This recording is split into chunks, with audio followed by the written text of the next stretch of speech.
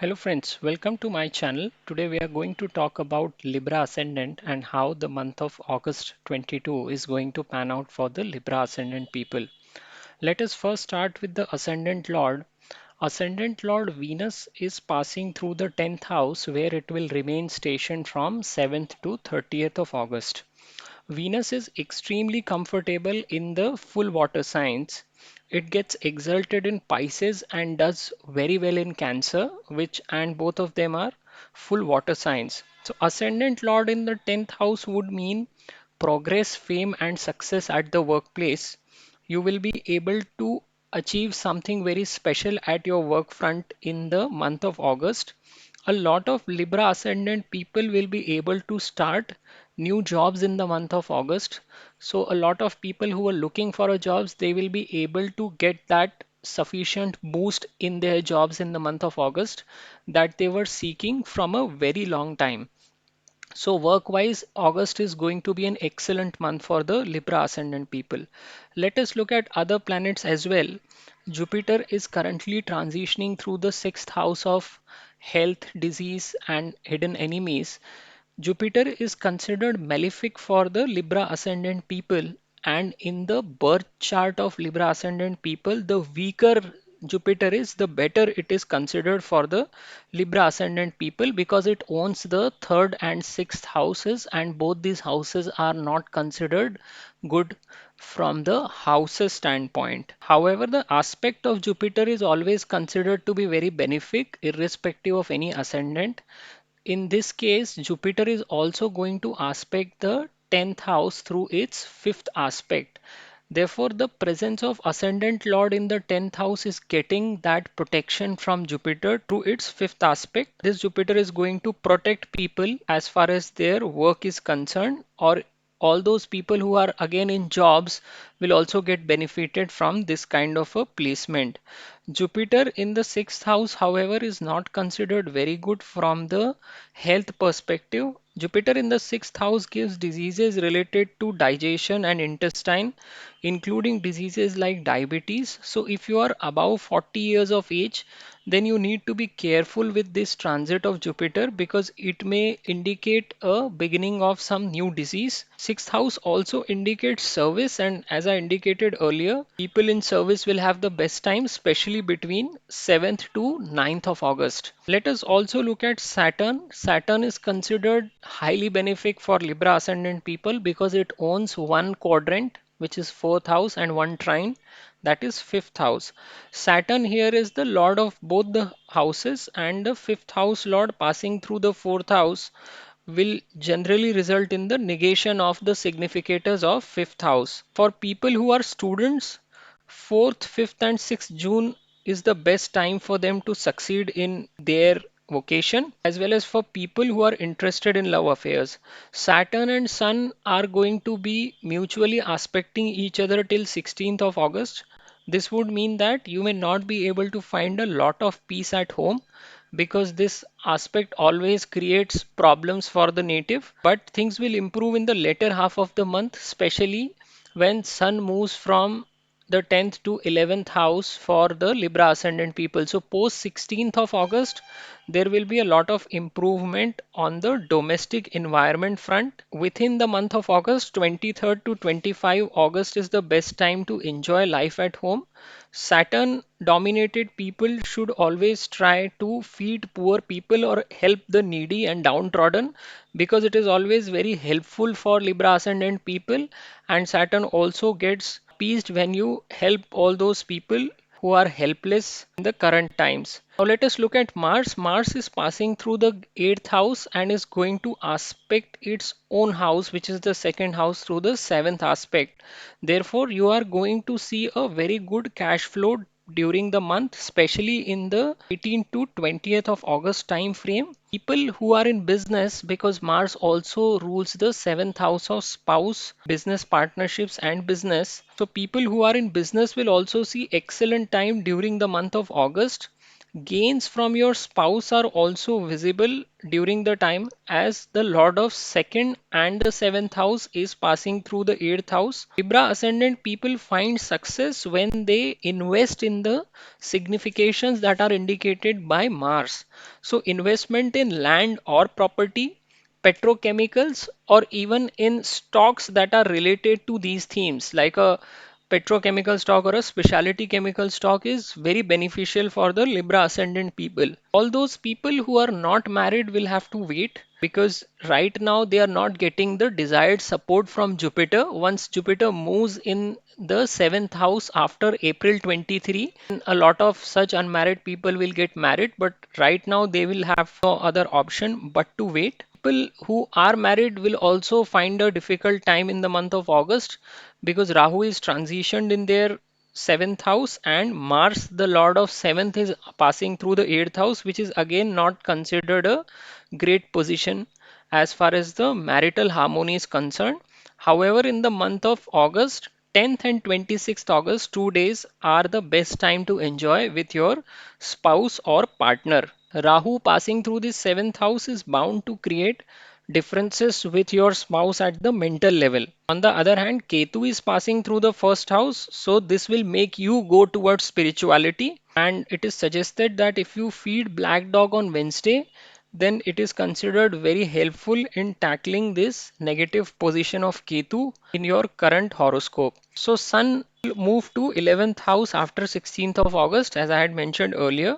So, this would mean that Lord of 11th house will sit in the 11th house, which is usually considered the best position for you to obtain gains via your social network and friends. So you will also get an opportunity to meet some very influential person on your work front and especially between the time duration of 7th to 9th of August. Now there are also certain dates when a person needs to be cautious, and these dates are when moon passes through your 6th, 8th and 12th house. So for Libra ascendant people, these dates are 2nd to 3rd of August, 13th to 14th of August, and 29th to 30th of August. 6 days in total when you need to be cautious and avoid taking any key decision. Overall, this month is going to be pretty good for Libra ascendant people, and as far as the work related benefits are concerned, they are going to be very immense in the month of August. So if you have liked my video, please do subscribe to my channel and thank you very much for watching. नमस्ते दोस्तों, मेरे channel में मैं आपका स्वागत करता हूं। आज हम जानने का प्रयत्न कर रहे हैं कि तुला लग्न वालों के लिए अगस्त 2022 का महीना किस तरह से साबित होगा। सबसे पहले हम लोग लग्नेश से शुरुआत करते हैं। लग्नेश, शुक्र यहाँ पर दशम भाव से भ्रमण कर रहे हैं अगस्त के महीने में। शुक्र यहाँ पर 7 से 30 अगस्त के बीच में रहेंगे दशम भाव में। शुक्र मीन राशि में उच्च के कहे जाते हैं, जो कि एक पूर्ण जल राशि है, और कर्क राशि में भी शुक्र बहुत सुखी रहते हैं और कर्क राशि भी एक पूर्ण जल राशि है। तो लग्नेश का दशम भाव से गुजरना ऐसे राशि में से जहाँ पे कि वो अति सुखी होते हैं बहुत अच्छा कहलाता है। जब भी लग्नेश दशम भाव से गुजरता है, इसका मतलब है कि व्यक्ति के लिए कार्यस्थल पर नए मौके बनते हैं। सो जितने भी लोग तुला लग्न के हैं उनके लिए अगस्त का महीना वर्क फ्रंट पे बहुत अच्छा साबित होगा। ये लोग अपने कार्य क्षेत्र में तरक्की कर पाएंगे, इनको नेम और फेम हासिल हो सकता है, और ये जो चाहते हैं वर्क फ्रंट पे वो इनकी इच्छाएं हैं अगस्त के महीने में पूरी हो सकती हैं। जितने भी लोग नई नौकरी ढूंढ रहे होंगे उनको इस समय में नई नौकरी मिलेगी, और जितने और काफ़ी लोगों को उसमें बहुत अच्छा जंप भी मिलेगा। यानी कार्यस्थल पे कई बार हम देखते हैं व्यक्तियों को 2-3 पोजीशन ऊपर की नौकरियां भी मिल जाती है, तो उस तरह की स्थिति तुला लग्न वालों के लिए अगस्त के महीने में बन रही है। कुल मिला के अगर आप कार्य क्षेत्र की बात करते हैं तो ये महीना तुला लग्न वालों के लिए बहुत ही अच्छा साबित होने वाला है। अभी बाकी ग्रहों को भी एक एक करके देखते हैं। गुरु तुला लग्न के लिए छठवें भाव से भ्रमण कर रहे हैं स्वयं की राशि से। तुला लग्न के लिए गुरु एक अकारक ग्रह होता है क्योंकि वो तृतीय और छठे भाव का स्वामी होता है, और दोनों ही स्थान अच्छे स्थान नहीं कहे जाते।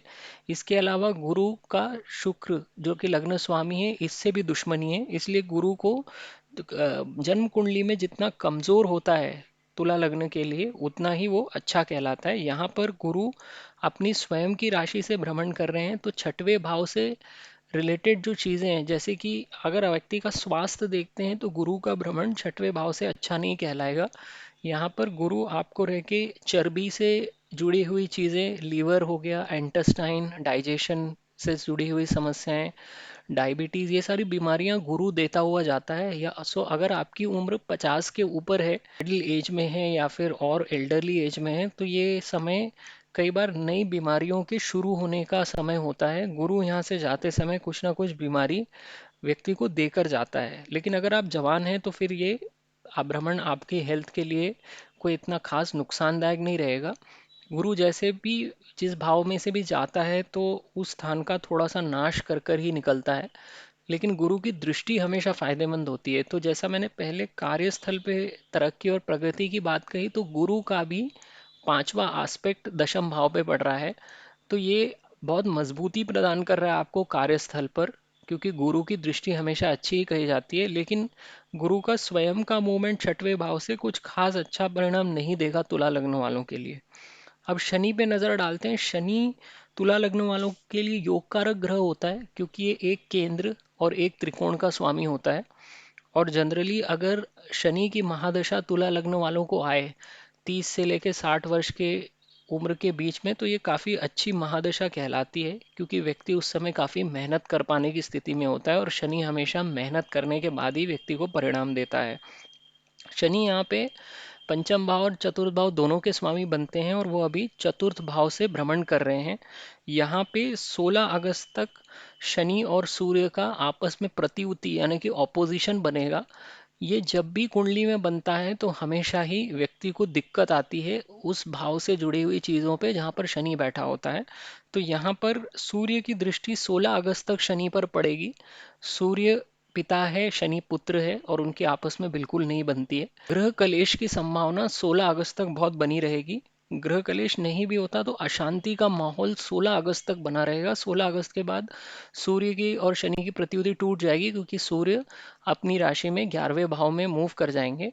लेकिन पहले हाफ में तो आपको घर में अशांति ही रहेगी। शनि वैसे भी चतुर्थ भाव में जब होता है तो व्यक्ति डोमेस्टिकली उतना सुखी नहीं रहता है।